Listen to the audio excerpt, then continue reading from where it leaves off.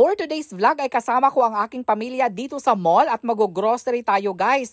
Dahil bukas na ang aming Christmas party dito at kasama natin ang mga nagtatrabaho dito sa aming bahay guys.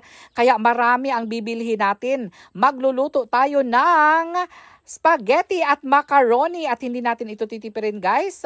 No, kompletos rekado sa mga ingredients na bibilhin natin dahil minsan lang naman tayo makakapag-party ng ganito. Kaya ito todo na natin. Ako kasi guys, kapag naghanda ako ng mga ganito, gusto ko talaga guys na kompletos recados. Ayoko nang tinitipid. Panigurado mag-e-enjoy talaga sila. Una kong kinuha guys itong mga ketchup dahil isa ito sa mga ingredients sa gagawin nating spaghetti. Ayan, yung banana ketchup ata ito guys, papa ketchup. Ayan, marami. Bakit marami? Dahil mamimigay din tayo guys ng giveaway sa mga nagtatrabaho sa bahay. So bibigyan natin sila ng pang spaghetti din nila. So kumuha din tayo ng mga condensed milk, mga evaporated milk, at mga kung ano-ano pang milk. Tapos ayan, magluluto din tayo ng espesyal na macaroni salad. Kaya lalagyan natin yan ng fruit cocktail, mga kaong, mga gulaman. Yan ang mga ingredients guys para pampasarap sa ating mga lulutuin. Ayoko kasi na tinitipid guys, kaya gusto ko talaga kumpletos recados yung mga bibilhin ko. Ayan, ano pa yung mga hinahanap ko dyan? Naghahanap din ako ng mga raisins, mga tidbits. Special thank you pala kay Ivy na nag-video sa akin ngayon. 2 video yan guys. Yung isa na nag-video sa akin para sa YouTube ko, si John, yung kapatid ko. Maraming salamat si Papa. At si John rin naman ang nagtutulak ng ating pushcart. Ayan, so hindi pa ako tapos guys sa pang kuha ng mga ingredients dito kasi gusto ko talaga kompletos recados eh. Minsan lang naman tayo guys magkaroon ng event na ganito, no? Pasko lang naman, birthday or New Year. No, ayan, nanguha na tayo ng macaroni guys. Bali 3 putos ang kukunin natin. Ayan. And then, ano pa ba ang mga kukunin? Ito pala. Instead of mga karne, pwede na pala guys. Itong Argentina na corned beef guys, na ilagay mo sa spaghetti ba? So, ito na lang ang ilalagay natin instead of ground beef. O, diba? Para mas makatipid. Magkuha din tayo ng maraming Eden cheese. Diba? Kasi para mas espesyal ang ating gagawing spaghetti at macaroni salad, lalagyan natin yan ng maraming keso. Shoutout din pala sa mga followers ko na nakasalamuha ko kahapon guys dito sa Gaisano Mall. Ayan, nagpa-picture sila sa atin. Marami talaga akong mga nakilala guys na mga followers dito. Maraming salamat sa inyong pagsuporta kay Johannes and John. At nandito na tayo ngayon guys sa section kung saan may mga plastic spoon and fork. O, diba? Sabi ko kasi sa kanila para hindi na tayo maghugas, para hindi na kayo mahirapan na maghugas.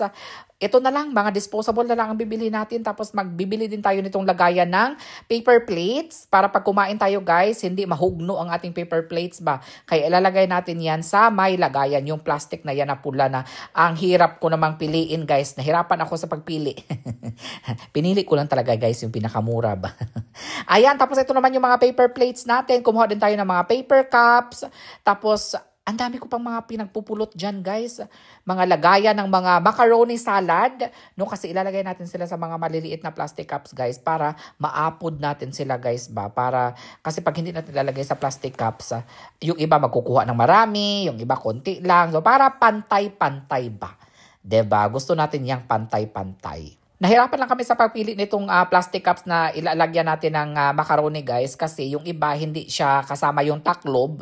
So, chine-check namin mabuti kung ito ba talaga yung kanyang taklob or hindi. Kasi baka ma-scam tayo nito pagdating natin sa bahay. Hindi pala yun yung taklob niya. Kaya nahirapan kami sa pagpili dito. At nandito naman tayo guys sa mga karne. Ayan, kukuha din tayo ng ground beef. Ito yung ilalagay natin sa ating espesyal na spaghetti.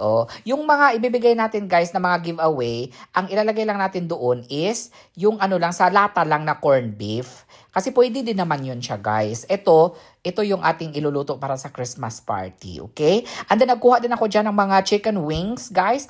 Siguro ang gagawin natin ay deep fried, no? Parang hot wings ang gagawin natin. O, diba? Magiging merry ang aming Christmas party nito guys.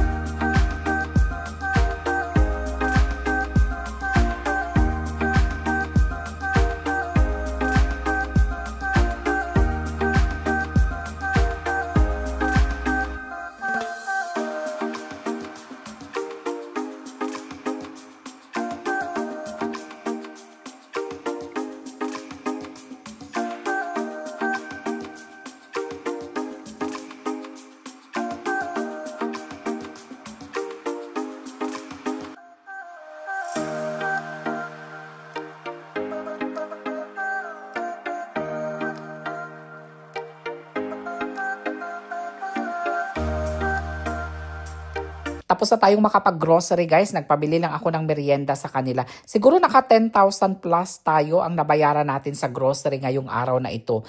Ayan, pauwi na rin kami guys kasi anong oras na at parang uulan na kasi makulimlim na yung langit guys. Hello! Ayan na sila. Vendors Bugi. Makaon mo diha og anong sitsaron. Kuan magud na. May dadaanan sila papa na nagbebenta ng chicharon bagnet. Nagpabili sila. Ang mahal nito guys, 100. 100 yung maliit. Pero masarap din naman daw. Good evening. Ito na yung mga napamili natin kanina. Ito yung mga plastic cups. Yan, paper plates, tissue. And then nandito yung iba na mga papremyo ito. Ayan. Mga cookies, chips.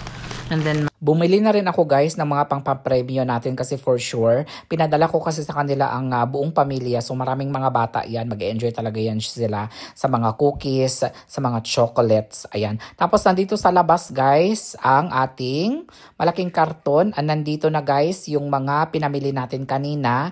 Isi-segregate lang natin, separate lang natin ito guys. Nagbili na rin ako kanina ng mga eco bag para doon natin ilagay yung pang-giveaways natin.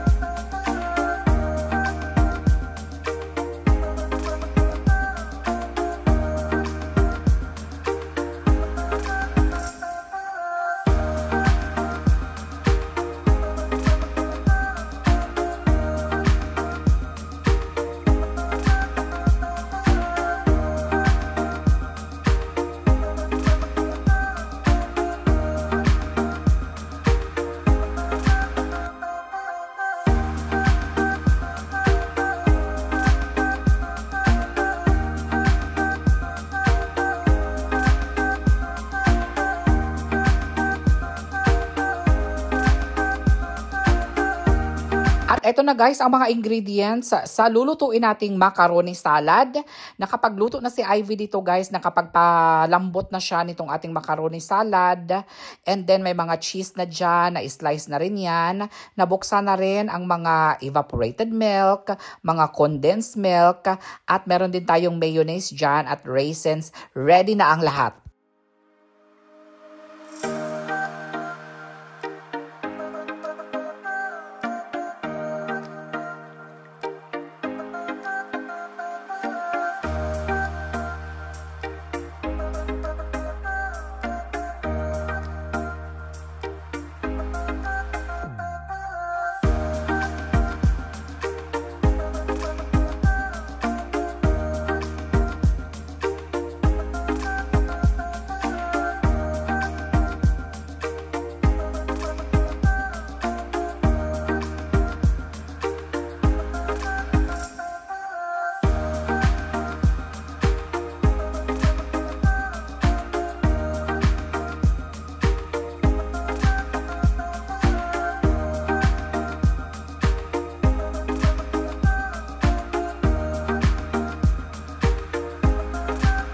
Na-mix na namin ang mga ingredients guys, kaya naman ang next natin na gagawin ay maglalagay na tayo ng mga portion no, nito sa cups. Ayan, hindi lang natin ito pupunuin masyado guys kasi mahirap siyang takpan. Mas maganda ito guys na ilalagay mo siya sa maliliit na plastic cups para lahat mabigyan.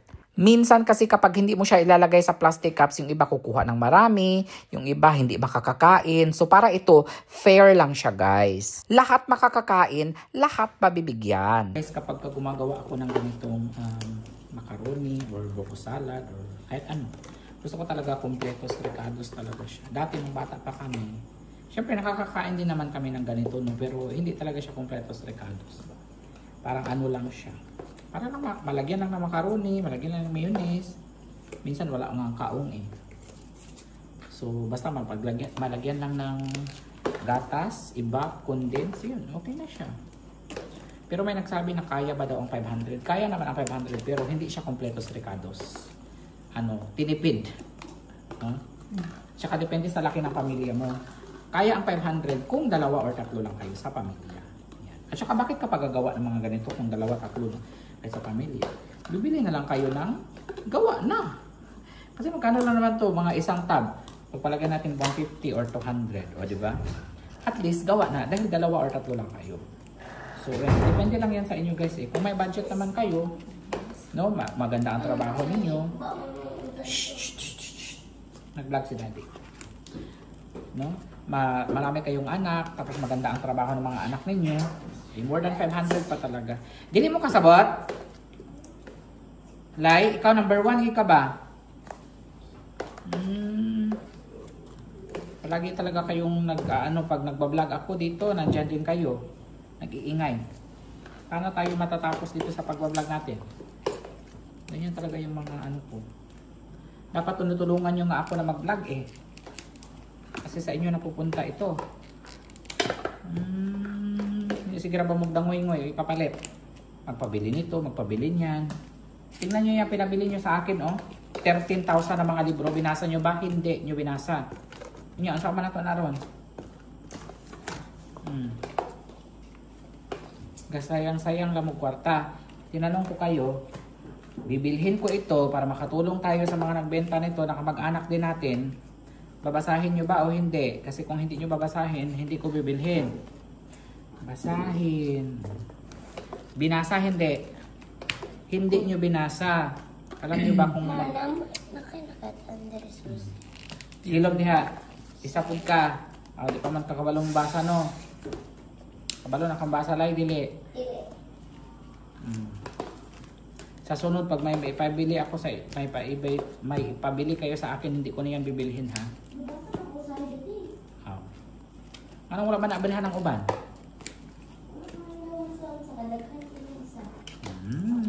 Isa pa lang, wala mo. Ayan na guys, nakagawa kami ng 100 na maliliit na cups. And then yung may natira pa dito is ilalagay natin siya sa tub. Kasi hindi na siya kasya dito sa Nagpa-Christmas party kasi ako dito guys sa mga nagtatrabaho dito sa akin. So, alam mo yun, every year ginagawa ko naman yan guys. Kahit na wala ako dito sa Pilipinas, nagpapa-Christmas party ako dito. Since nandito naman ako, why not, diba? And then magpapa-Christmas party din tayo sa mga bata sa paaralan, sa elementary. And then,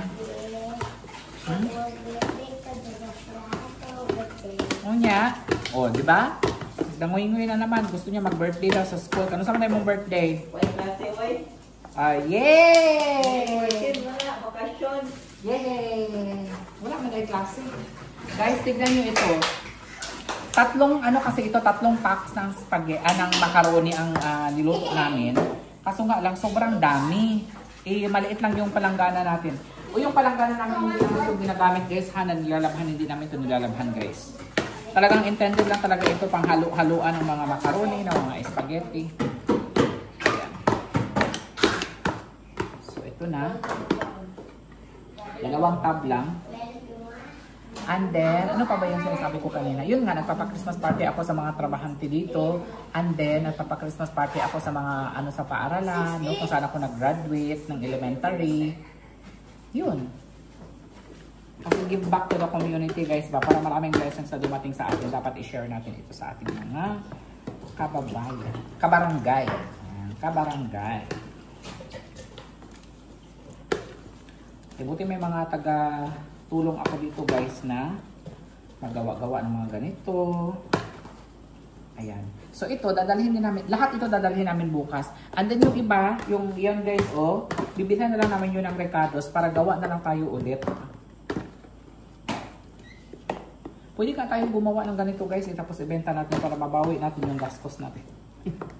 Magkano kaya lahat ito, no? Nakalimutan ko kung magkano lahat ito guys, ang namin. Sa lang kayo, pang bilog, dako 65. Ang? Macaroni. Dako-dako lang, ana? Oo, katulong, siya ka. Oo. O, 65 pesos. So, pwede natin to siya ibenta guys ng 25 pesos. Kung mabenta natin to ng 25 pesos, may 2.5 tayo. Siguro yung ano natin dito puhunan ay 1,500, no? Oo. Hindi, sa lahat. Yung kanina. Sobra 1.5? Ang sa macaroni lang? Kasi mahal kasi ngayon guys. So pwede siguro 30. 30 na lang yung isang ganito guys. Mahal na talaga ngayon, no? 30 yung isang ganito para maka 3,000 ka sa 100. Ay! Hindi pala. Ito pa pala, oh. So siguro, basta sabihin na natin na kikita ka ng 1,000 pesos. Okay na rin yun. At saka bibili talaga yan sila ng bibili kasi ang mga bata, paborito ko ng mga bata eh. Kaninang umaga naman guys ay maaga pa lang ay nagluto na si Rose Ann ditong ating spaghetti. Ayan, una niyang ginawa itong ating spaghetti sauce na kumpleto sa ricados. Mayroong hotdog, mayroong ground beef, at ketchup, at keso. And then ako naman guys, ako ang nagmi-mix nito. Ayan, mahirap lang siyang i-mix guys kasi sobrang dami. Ayan, all-purpose talaga itong ating palanggana guys, no? Dito kami nagmi-mix ng mga macaroni, spaghetti, pansit at kung ano-ano pa. Huwag kayong mag-alala guys dahil hindi namin ginamit ito, hindi namin nilabhan ito ng panty. Ayan guys, sana nag-enjoy kayo sa ating mini vlog ngayong araw na ito at abangan ninyo ang ating bonggang Christmas party. Marami tayong mga inilatag na mga pa-games guys at mga pa-premyo. Pabangan ninyo ang aming Christmas party vlog bukas. Maraming salamat sa inyong patuloy na suporta at pagmamahal kay Johannes and John. Again, sana nag-enjoy kayo sa ating video ngayon. Thank you so much for watching. I'll see you again tomorrow. Bye-bye!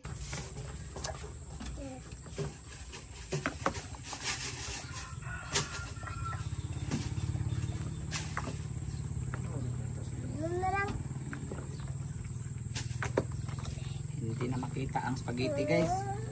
Sa dami ng sahog. Wow! Tingnan mo.